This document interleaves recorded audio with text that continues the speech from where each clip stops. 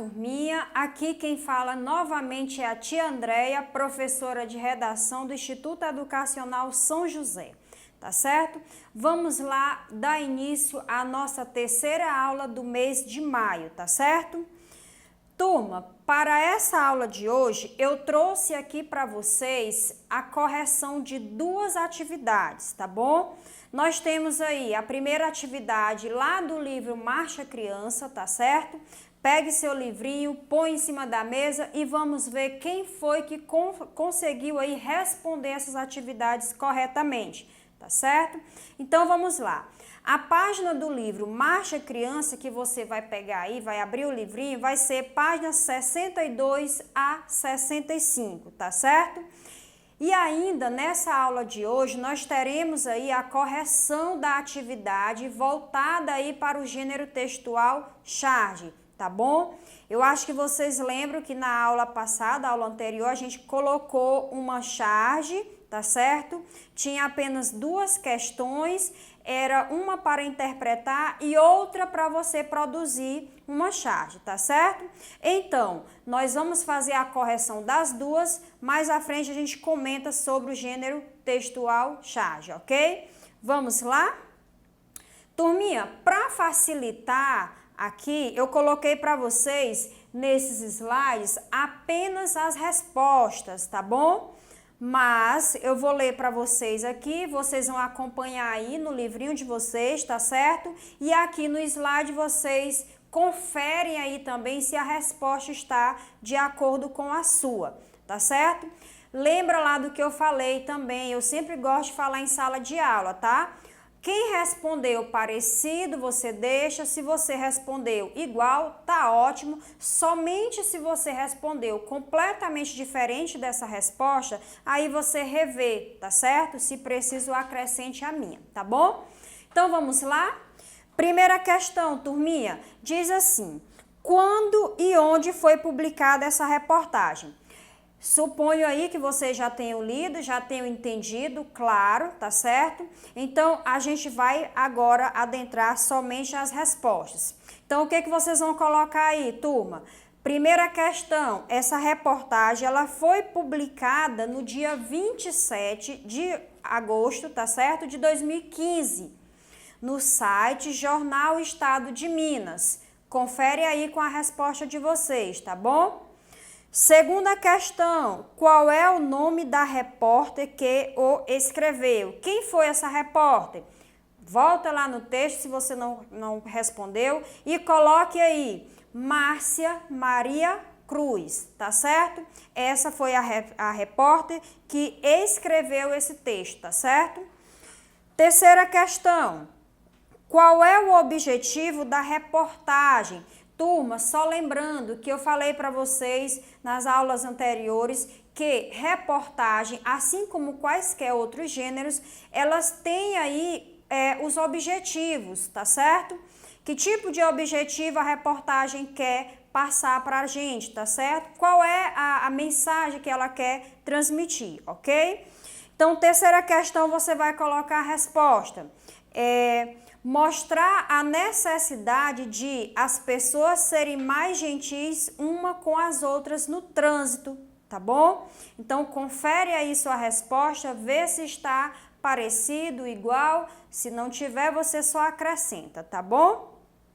Gente, na quarta questão, vai falar assim: a foto que ilustra a reportagem tem uma legenda. Voltando aí um pouquinho ao nosso assunto sobre reportagem, vocês lembram lá que a estrutura composicional desse tipo de texto, tá certo? Nós temos a imagem e nós temos, logo abaixo dessa imagem, nós temos uma legenda, ok? Essa legenda vai esclarecer alguma coisa sobre essa imagem, tá certo? Então, vamos lá. Na letra A, o que é uma legenda? Eu acabei de falar, não é isso? Legenda é aquela informação que vai se referir à imagem da reportagem, tá bom? Professora, toda reportagem é obrigatório ter imagem? Não é que seja obrigatório, tá, gente? Mas deixa aí a sua reportagem mais elegante, tá bom? Então, é importante sim que você coloque uma imagem e coloque também a legenda explicando sobre essa imagem, tá bom? Então, vamos lá. A resposta da letra A, da quarta questão, você vai colocar assim.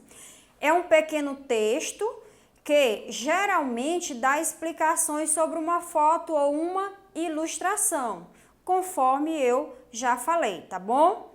B, que explicações a legenda da foto dá ao leitor? Ou seja, você já leu, você já analisou, interpretou essa imagem. Agora, o que essa legenda está querendo te transmitir? Tá certo? Vai ser uma informação a mais sobre a ilustração. Então, na letra B, você vai colocar assim. Essa legenda lá da reportagem que você leu, ela vai dizer o quê? O nome do senhor que aparece na foto, vocês percebem lá na imagem, tá bom? Vai ter o quê? A idade dele e o que ele está fazendo, tá bom? Então, confere aí com a sua resposta, tá certo? Quinta questão, turminha, vai dizer assim. No primeiro parágrafo, a repórter faz uma lista de 6 atitudes que atropelam a boa educação no trânsito. Você vai escrever pelo menos 2 atitudes. Então, o que você vai fazer? Voltar lá na reportagem, tá certo? E você retira pelo menos 2 atitudes que vão atropelar essa boa educação. Professor, eu não entendi bem essa questão.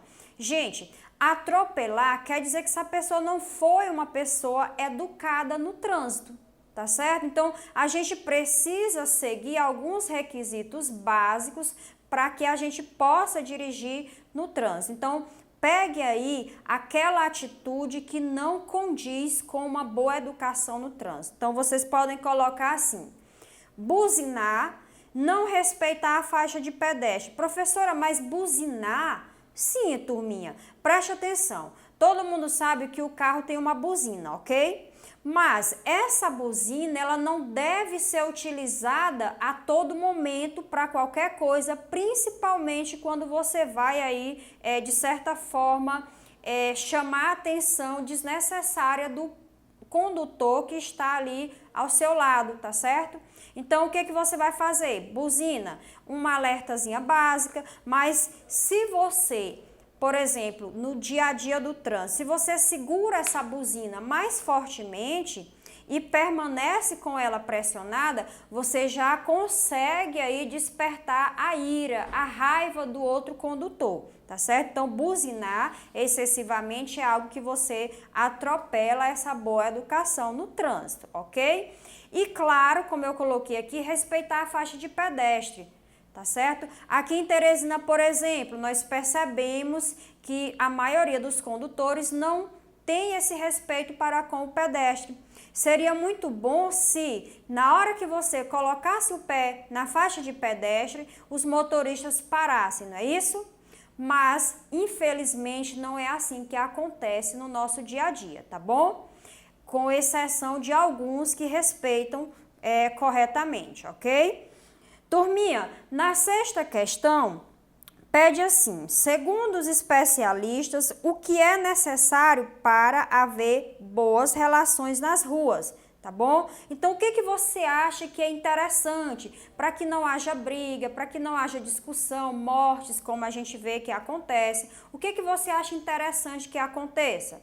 Eu coloquei aqui a sugestão, mas você pode acrescentar com a sua resposta também, tá certo? Vamos ver? Respeitar o Código de Trânsito Brasileiro, tá bom? Claro, é ele quem vai aí nos orientar de como é que você deve dirigir no trânsito. Então, se ele é um código para que você siga ou tente seguir corretamente, você tem que tentar aí respeitar, não é isso? Primeira dica aí é você respeitar esse código, tá bom? E haver um processo permanente de educação no trânsito. Turma, pode ser que vocês ainda não saibam, mas toda vez que você vai ali adquirir a sua carteira de habilitação, a gente passa por um processo e dentro desse processo a gente estuda aí diversas disciplinas, diversos assuntos que é voltado tanto para a teoria como para a prática, tá bom? Então, essa boa educação no trânsito, ela deve ser permanente. Ah, mas eu saí de casa, professora, hoje eu estou zangado, hoje quem aparecer no trânsito eu vou descontar a minha raiva. Então, não é assim que é para acontecer, tá bom? Então, eu coloquei essas duas respostas como sugestão, que você pode colocar e acrescentar com a sua, tá bom? 7ª questão, turminha. A repórter entrevistou um policial do Batalhão de Polícia de Trânsito. Qual é o nome dele? E o que o policial falou para a repórter?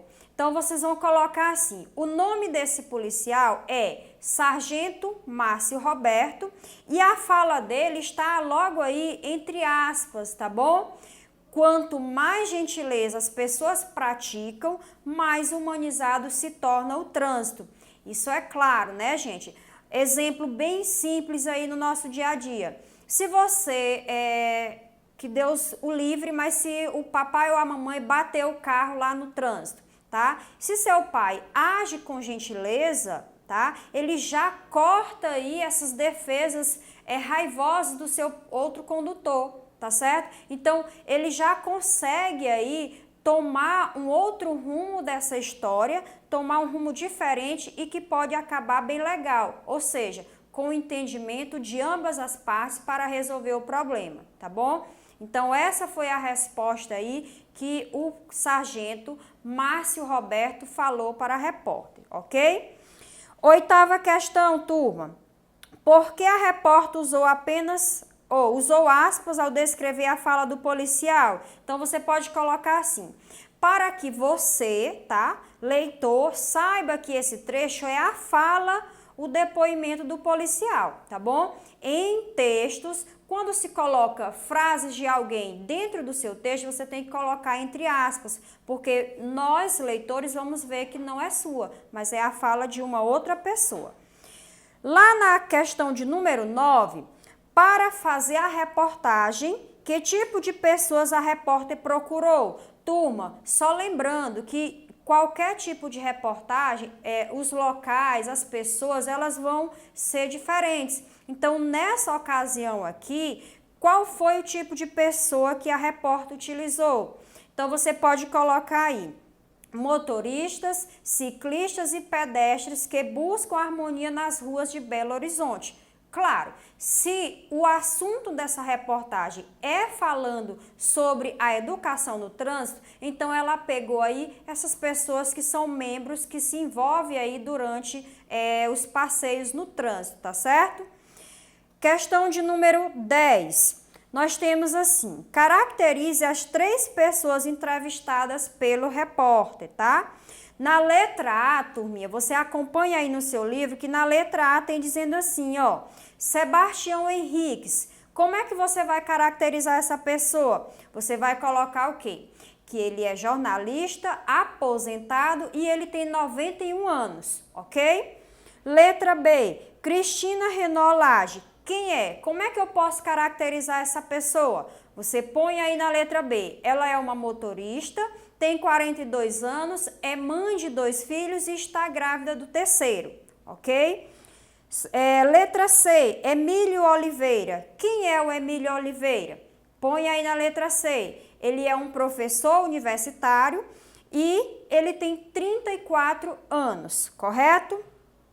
Lá na questão de número 11, turminha, nós temos aqui, Emílio Oliveira usa a bicicleta como meio de transporte. Para ele, o que é preciso haver para segurança no trânsito? Para ele, o que é preciso para haver uma boa segurança no trânsito, ok? Então, você vai rever a sua reportagem e vai colocar assim, pedestres, ciclistas, motoristas aprenderem a compartilhar as vias.